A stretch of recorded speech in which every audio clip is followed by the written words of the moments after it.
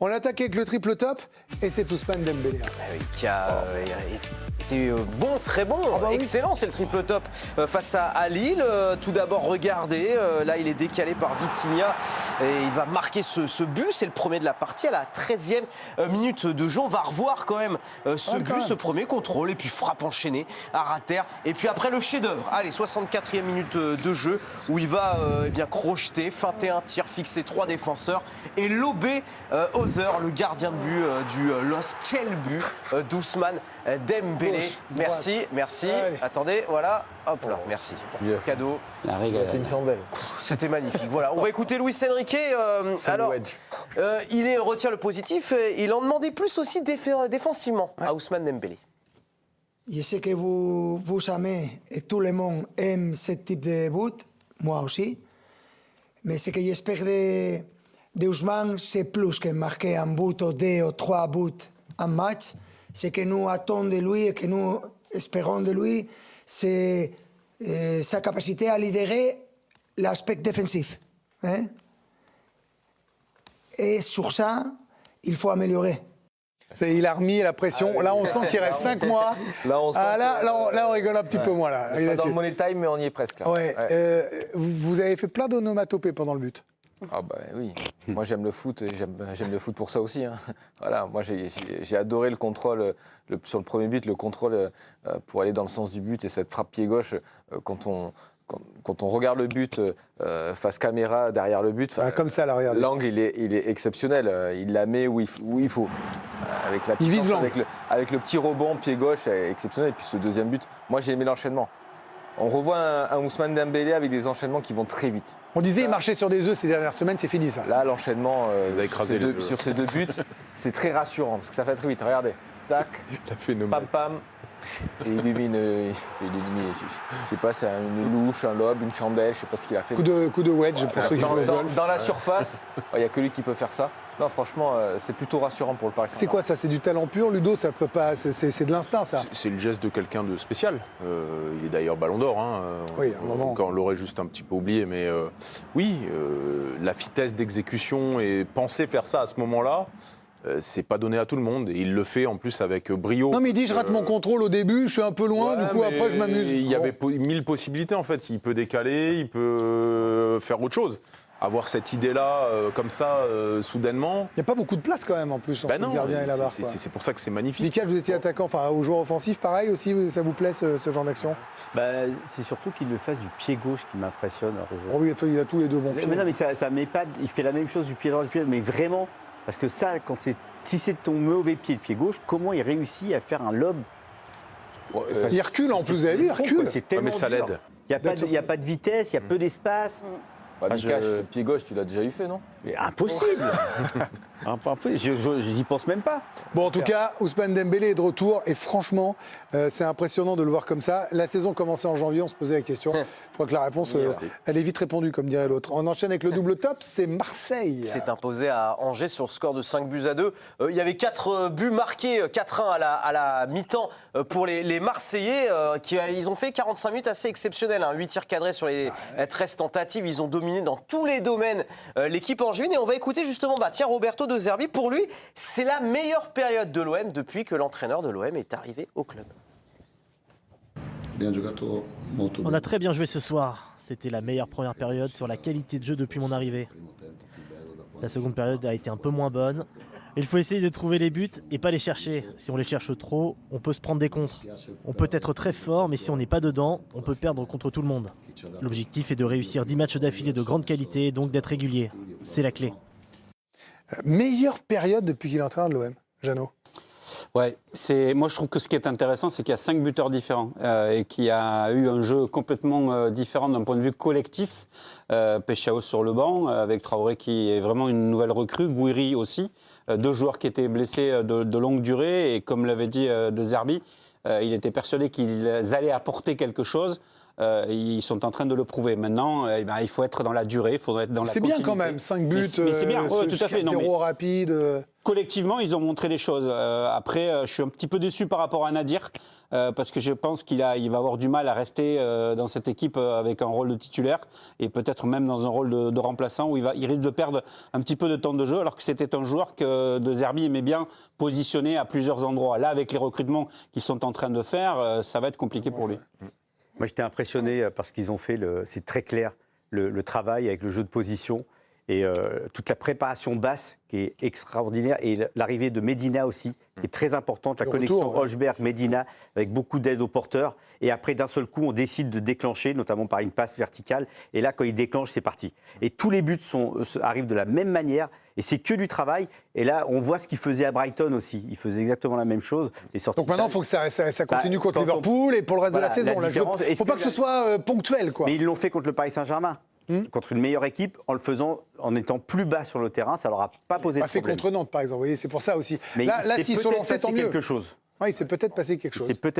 Espérons pour l'OM, un gros match contre Liverpool, hein, le Vélodrome qui va pas rugir, mais rougir, parce que c'est les Reds qui viennent. Grosse semaine, il y a Lens après. Et après, il y a Lens. Semaine de feu. Simple top, mais top, c'est Hendrick. Oui, qui a été décisif lors de la victoire de Lyon contre Brest. C'était hier soir et qui s'est procuré beaucoup d'occasions d'entrer à la 6e minute de jeu. Il va fixer Loco et il va dévisser sa frappe du pied gauche à la 39e minute de jeu. C'est lui qui fait le pressing, qui gratte le ballon dans les pieds de Koulibaly, qui fonce vers la surface, mais il va buter sur Couder. Il avait tenté un petit ballon piqué. À la 44e, encore lui, la frappe de l'international brésilien qui va buter une nouvelle fois sur Couder. Il a eu énormément d'occasions, mais il va faire marquer l'un de ses partenaires. La passe D pour Abner Vinicius qui va marquer et tromper Couder. Beaucoup d'activité. Il est en haut des classements statistiques de beaucoup de ces classements durant la rencontre. Plus haut total de tirs, plus haut total du match sur les ballons touchés dans la surface adverse, dans les duels. Et donc cette passe décisive, il est là, il l'a écouté. On va l'écouter, Hendrick. Il est là pour aider l'équipe. Je veux toujours marquer, et si je ne marque pas, ce que je veux, c'est aider l'équipe. Et je l'ai fait ce soir avec la passe pour Abner sur ce superbe but. C'est ça qui me motive pour aider l'équipe. On monte en plus au classement, cette victoire était importante. Il y a un truc, tiens, Benoît et Ludo, vous allez y aller, parce que Jeannot a fait Marseille et Vikash a parlé aussi avant, mais je trouve que ça va vite et que c'est ce qui fait la différence avec les top joueurs. C'est-à-dire que la frappe, elle est sèche, la prise de décision, elle est rapide. Il a peur de rien, c'est intense tout de suite. Les enchaînements vont très vite. Et puis moi, ce que j'aime sur cette arrivée à Lyon, c'est qu'on voit qu'il a faim. Il a faim. Ça se voit. Même l'expression de son visage. Quand les joueurs lyonnais ont marqué, il est arrivé direct, il leur a sauté sur le dos, comme si c'était lui qui avait marqué. Donc on sent qu'il a envie, on sent qu'il a envie de bien faire aussi. Vous imaginez s'il les amène sur le podium, par exemple, ça va être tout pour lui aussi. S'il met cette même intensité jusqu'à la fin de saison, il va faire beaucoup de bien à l'Olympique Lyonnais. Vraiment. J'aime bien sa frappe de l'extérieur, là. On voit tout de suite la puissance. C'est le frappeur fou, quoi. C'est pas trop? Non, c'est ce qu'il faut. Il est là pour ça. Ça apporte un vrai changement de notre Ligue 1 où il n'y a pas vraiment de gros frappeurs. Et on avait un débat dans l'équipe du soir avec Raymond hier qui disait qu'il avait perdu énormément de ballons, qu'il y avait beaucoup de déchets. C'est son jeu, ça. Moi, ça ne me gêne pas. À partir du moment où il y a l'énergie qui va avec, je trouve qu'il déploie quelque chose et il entraîne les autres. Il y a une espèce de joie de jouer, de joie de vivre qui est communicative pour tout le monde, sachant qu'il y avait quand même des absences importantes, dont celle de Tolisso. Raymond, voix discordante? Vous avez déjà vu ça, Raymond Domenech, avec une voix discordante et pas d'accord avec Raymond, Raymond n'était pas content, il y avait trop de déchets. Bon c'est pour ça qu'on l'aime, notre Raymond. Avant de passer au flop, le bonus avec vous, Alicia, on part dans l'Est. Avec les débuts réussis de Gary O'Neill, 9 jours après sa première victoire avec les Alsaciens en Coupe de France. Il a dirigé son premier match en Ligue 1 à domicile. En plus, saveur particulière, grand choc du Grand Est face à Metz. Et il a remporté ce choc 2-1. C'était peut-être face à la Lanterne Rouge, vous me direz, mais une victoire qui fait beaucoup de bien à Strasbourg, qui n'avait plus gagné depuis le 9 novembre dernier. Gary O'Neill qui a voulu longuement savourer ce succès après le match. Grand sourire aux lèvres. J'ai adoré l'atmosphère. Les supporters ont soutenu l'équipe. Même quand on défendait, on ne peut rien faire sans eux. Ce COP est différent. J'aime cette connexion avec les fans. J'ai aimé venir les saluer avec les joueurs, célébrer avec eux. C'est différent de ce qui se fait chez moi. Je suis restée rester sur la pelouse plus longtemps exprès. Mais il est obligé. Vous ne voyez pas Jeannot, mais il fait des grands gestes. raison. Faut Non, qu'il mais il allait pas séduise. dire c'est des Faut qu'il loulous, séduise. j'aime pas ses Non, mais too supporters. much. Mais non, Alors- mais ok. Il a le droit d'être heureux. Vous n'aimez plus le bonheur, Mais Jeannot non, c'est Rességuier. pas ça n'a rien Si, à voir. C'est de la com. Mais c'est de la Jeannot. com. Mais c'est pas grave. Jeannot, C'est pas grave, il faut le faire. Oh, mais c'est incroyable. Bon, je voulais quand même Il a été ajouter- bien briefé par contre, excuse-moi. Non, c'est moi. Je voulais... Bon, il y a quand même les banderoles Ouais. hostiles à la multipropriété. Oui, non, mais ça, lors j'y du serai jusqu'à la fin de la saison. Lors du premier De quart la d'heure, vie, ça, bien sûr, il n'a pas voulu en parler. Attention aussi à Strasbourg, gros programme avant d'affronter Lille, le PSG et Monaco dans les prochaines semaines. On passe au flop, ça s'est moins bien passé. Et vous en avez parlé dans ce gros derby de l'Est, je reprends votre phrase. Metz, Raphaël, simple top et on est gentil. Oui, simple flop. J'ai dit quoi? Simple top. Ah non, non, ami, mais ça, Ouais, pardon, oui, flopasse, ils sont flopasse. derniers, ils sont toujours derniers de Ligue 1. Ils ont pris que 12 points. Les Messins, après 18 journées, c'est leur plus faible total depuis la saison 2017-2018. Et 3 des 4 dernières équipes avec le même nombre de points en Ligue 1 au même stade de la compétition ont été reléguées en interne. Stéphane Lemignan est menacé. En tout cas, son président devait le rencontrer. Aujourd'hui, on attend toujours. Il y avait une réunion. On n'a pas d'infos, là. On n'a pas d'infos. On ne sait pas s'il reste Ludo, s'il appelez. va, Ouais, il le meilleur, appelle, l'entraîneur de cette équipe. De Ludo, vous appelez. Alors, Non, mais j'attends le push avec impatience. C'est-à-dire que pour vous, il faut changer. Il n'y a pas un club anglais qui veut venir? Parce que nous, ça va, si on peut transférer un entraîneur et en reprendre un autre. Donc vous voulez changer d'entraîneur? Non, mais il faut qu'il se Ah passe. si, Mais il se passe. Non, mais le Mignon est un bon coach. Est-ce que c'est un meilleur coach de Ligue 2 que de Ligue 1? Pour l'instant, c'est l'impression que ça me donne. Mais je trouve qu'il ne correspond pas pour l'instant à l'attente en termes de niaque, en termes de. Il faut autre chose là parce que là, on y va tout droit. Hein, on est reparti pour faire l'ascenseur. Hein, donc, J'imagine si vous aviez été un ancien de Manchester United, vous mais feriez non, la même chose. mais il en faut fait. dire les choses. À un moment donné, on l'a soutenu jusqu'à maintenant. Les résultats sont pas là. Et quand les résultats sont pas là, le coup près tombe.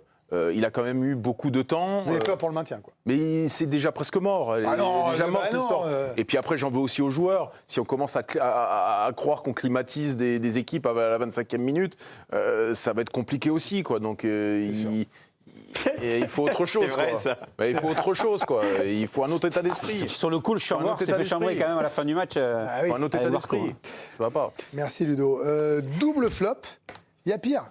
Monaco. Ouais, Monaco qui a perdu à domicile, je vous le rappelle, contre Lorient. Ça fait désormais 4 défaites de suite en Ligue 1. C'est plus arrivé à l'ASM depuis 8 ans, beaucoup, rendez-vous compte. Et puis quand on va un petit peu plus loin dans les statistiques de l'ASM, 7 défaites sur les 8 derniers matchs de Ligue 1. Ça n'a été jamais arrivé dans l'histoire de l'AS Monaco, même l'année où ils sont descendus en Ligue 2. On va écouter Pocognoli, l'entraîneur de l'ASM, qui évoque la crise actuelle.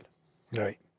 Forcément qu'on est jugé sur les résultats. Il y a une situation telle qu'elle est maintenant qui est due à beaucoup de facteurs.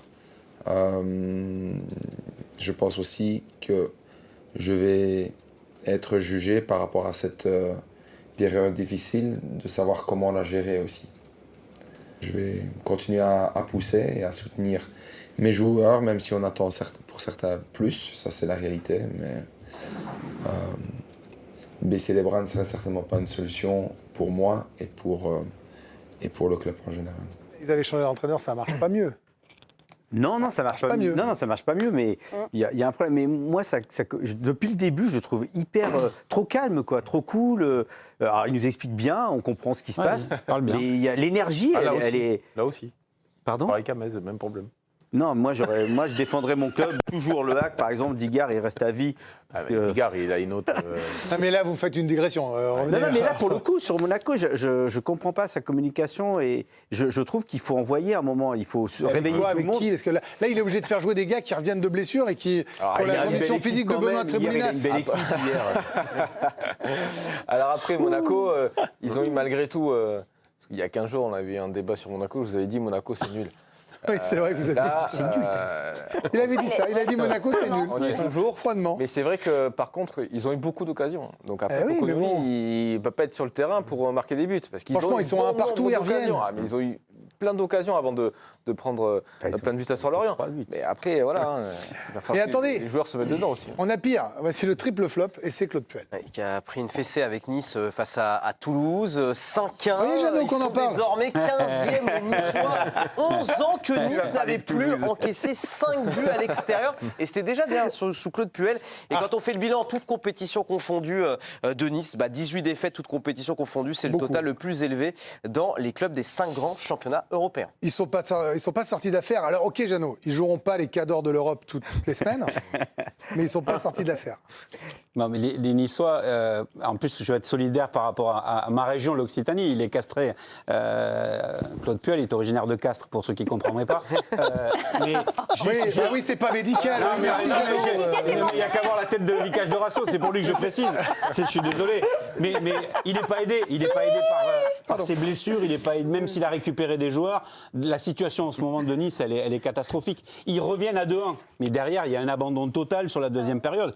C'est bien, oui, d'accord, 3-1, 4-1, 5-1 pour Toulouse, avec le doublé d'Hidalgo, avec le but de Vignolo. Mais n'empêche que l'équipe a abandonné. L'équipe de Nice a abandonné le match. Ils sont pas bien, là. Et ça, c'est très inquiétant pour Nice et pour Claude Puel. Et bravo à Toulouse, Jeannot.